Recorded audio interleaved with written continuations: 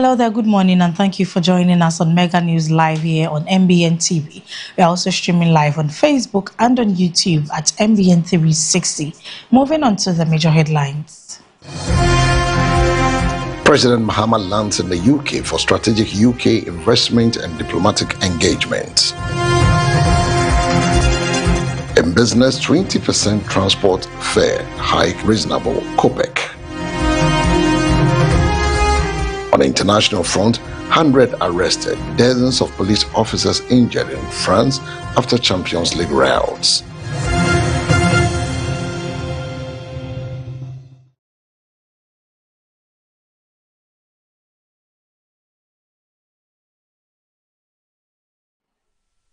We have the details of these stories and more. My name is Naja Modute. Now the news in detail. President John Dramani Mahama has arrived in London for a high-level working visit aimed at strengthening Ghana-United Kingdom economic relations, attracting foreign investment, and engaging the Ghanaian diaspora. President John Dramani Mahama arrived in London to begin a high-level working visit focused on strengthening economic cooperation between Ghana and the United Kingdom. The president was received upon arrival by the representatives of the British government and Ghana's diplomatic mission, including Ghana's High Commission to the UK, Saba Zita Banson. According to the presidency, the visit is designed to deepen a long-standing bilateral relation between Ghana and the United Kingdom, whilst positioning Ghana as a preferred destination for foreign direct investment. As part of his itinerary, President Mahama is expected to hold a royal audience with King Charles III and participate in a breakfast meeting with the British Prime Minister, Keir Starmer. The engagement are expected to focus on strengthening diplomatic and economic ties between the two countries. President will also engage members of the Ghanaian community in the United Kingdom during a diaspora town hall meeting hosted by the Ghana High Commission in London. The event is expected to provide an opportunity for dialogue on national development and the role of the diaspora in Ghana's economic transformation.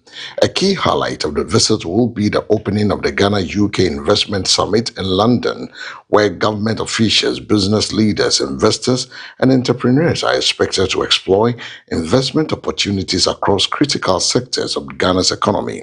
The summit is aimed at attracting investment, promoting partnership, and creating new avenues for economic growth.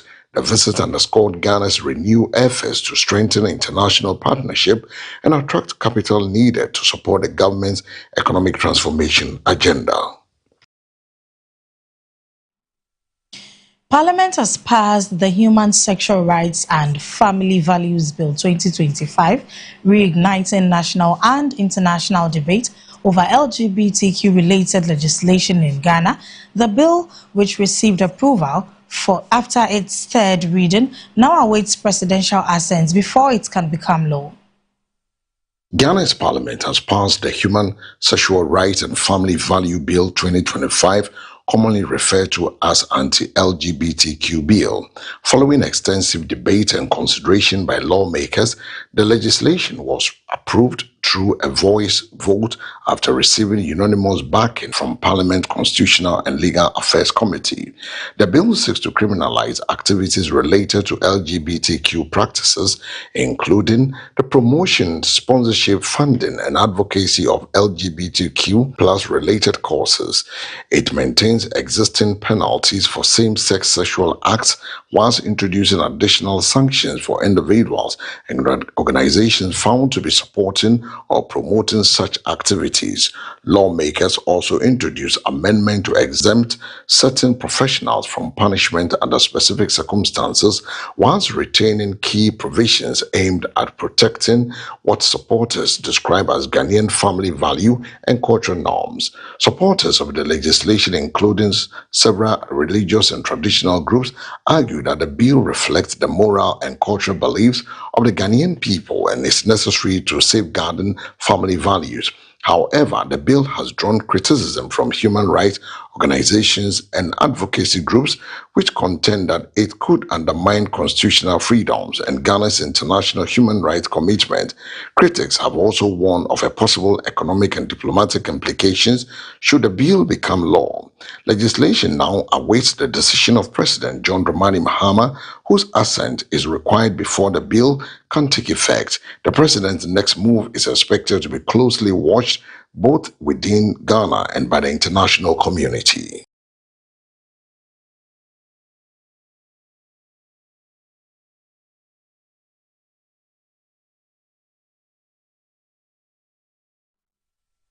The Minister for Education has announced that a new batch of recruited teachers will officially begin work in July, a move aimed at addressing staffing gaps in school and improving the quality of teaching and learning across the country.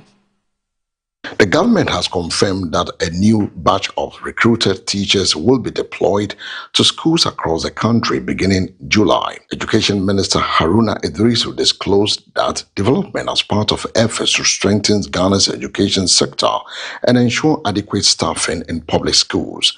According to the minister, the deployment forms part of government's commitment to improving access to quality education whilst addressing teacher shortages in underserved communities. He noted that the newly recruited teachers have gone through the necessary recruitment and validation processes and will be posted to the various basic and second cycle institutions where their services are most needed. The education minister emphasized that the recruitment exercise is expected to ease pressure on existing teaching staff, enhance classroom instruction, improve learning outcomes for students nationwide. He further assured stakeholders that government remain committed to investing in the education sector through teacher recruitment, infrastructure development, and continuous professional training. Education authorities are expected to finalize posting arrangements in the coming weeks ahead of the teachers' assumption of duty in July. The announcement is expected to bring relief to thousands of qualified teachers who have been awaiting placement while supporting government's broader agenda of strengthening human capital development through education. By parents. Mr. Speaker, currently we are undertaking some recruitment of about 7,000 teachers across the country. 7,000. Did you do recruitment in 2024? Mr. Speaker, following that a team from the Ghana Education Service visited the area in 2023 to undertake a situational assessment. The findings confirm 176 number of community teachers operating in the area. So we have to act and act well on this matter. Mr. Speaker, yes, it's true. I currently subject to approval and clearance from the Minister of Finance.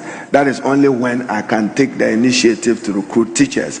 So we are currently recruiting 7,000 teachers across the country, and for the tertiary education level, close to 3,000 lecturers to be able to fill in the gap. But if you do a national assessment of our needs, we need a minimum of 50,000 teachers across the country. But that is subject to budget, and the budget being able to absorb that. I note that compensation as a percentage of government spending sometimes affects the number of teachers that are recruited. So, Mr. Speaker, 1st of July, a new batch of recruited teachers will start work across Ghana, and some 7,000 teachers will be recruited. I'm still engaging with the Honorable Minister for Finance to increase the numbers for recruitment of teachers, but you know it must be on budget. So maybe when he comes for his mid-year review, he will look at it.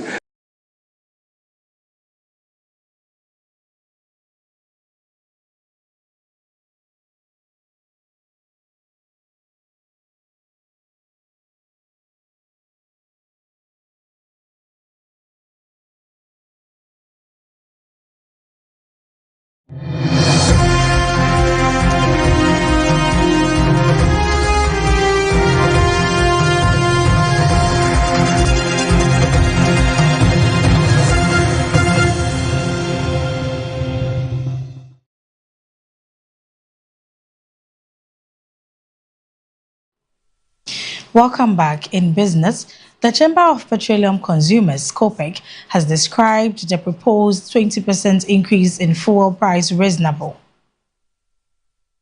The Chamber of Petroleum Consumers COPEC says 20% increase in transport fares would be justified if transport operators can demonstrate rising costs are significantly affecting the operations. According to COPEC, whilst fuel prices remains a major factor in determining transport fares, other operational costs including vehicle maintenance, spare parts, insurance and taxes also contribute to fare adjustments.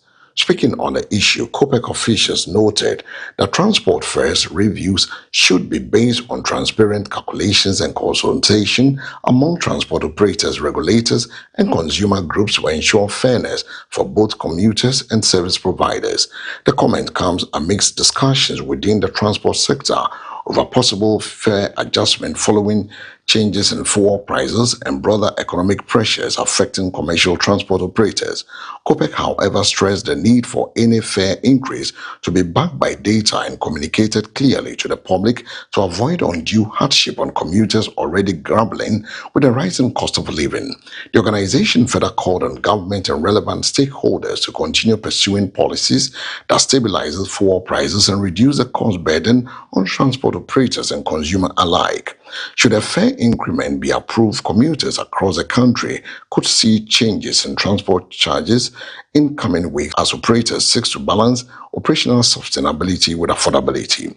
The debate over transport fares remains a key issue for many Ghanaians given its direct impact on household budgets, business operations, and overall cost of living.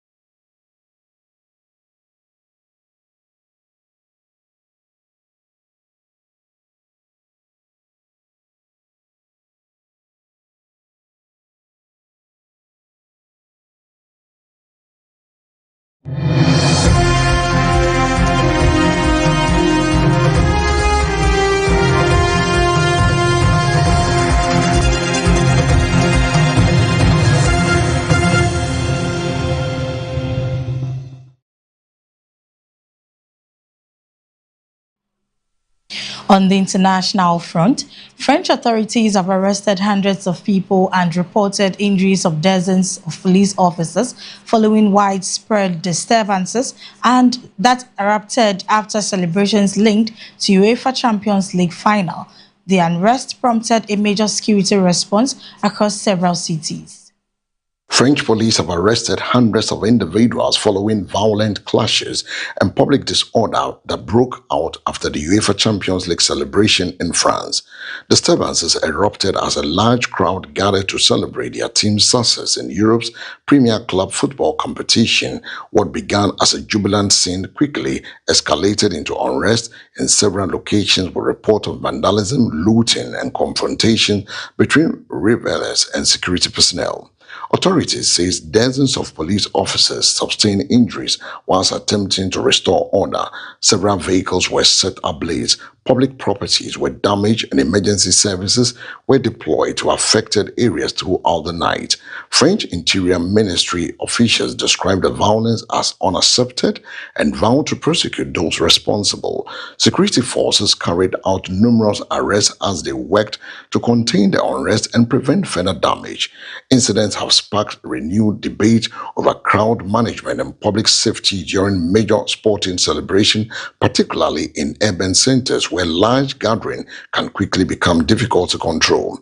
Whilst many fans celebrated peacefully, officials emphasized that minority of the individuals were responsible for the violence and destruction that overshadowed the sporting occasion. Investigations are ongoing and authorities are reviewing security measures ahead of the major sporting events to prevent similar incidents.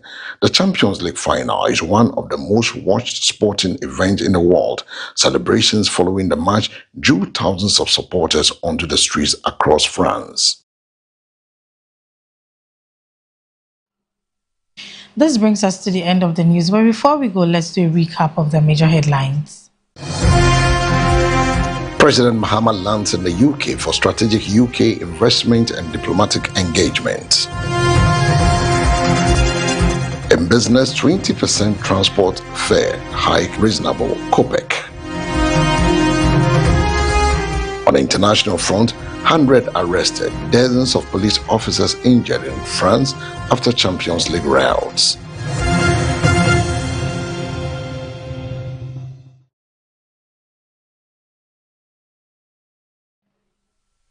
Sports with El Samuels is up next. My name is Najama Odute. Thanks for staying with us. Have a good morning and enjoy the rest of our programs.